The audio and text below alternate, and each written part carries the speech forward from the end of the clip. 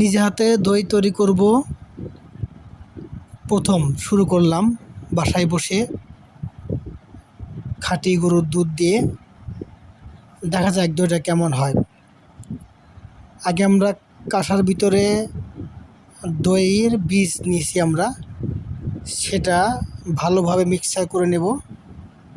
দুধের সাথে দইয়ের একটা মিক্স করে নেব এবং এটা অনেকক্ষণ নাড়িয়ে নিতে হবে যাতে ভালোভাবে মিক্সার হয়। এটা ভালোভাবে মিক্সচার হওয়ার পরে তখন আমরা এই মিক্সচারটা দুধের ভিতর ঢেলে দেব। ঢেলে দেওয়ার পরে আমরা দুধের ভিতর ঢেলে দেওয়ার পরে আরেকটু মিক্সচার করে নেব। নিয়ে আমাদের যে আলাদা একটা কাঁসা রেখেছি, কাঁসার ভিতর রাখবো।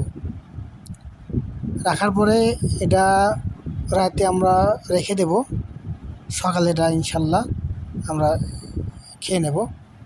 দেখেন কালারটা কিন্তু সুন্দর হয়েছে। দুধ অনেকক্ষণ জাল করেছি, জাল করে দেওয়ার পর একটু গাঢ় হয়েছে। এই পুরো দুধটার ভিতরে আমরা দইয়ের বীজটা ঢেলে দেব।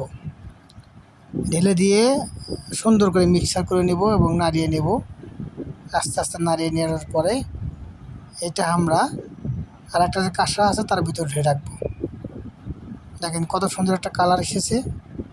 এটা যদি আমরা ঢালি, কাঁসার ভিতরে ঢেলে রাখার পরে আমরা আর একটু নাড়িয়ে নেব। দেখেন অনেক সুন্দর হয়েছে। নিজে হাতে দই তৈরি করলাম এই প্রথম।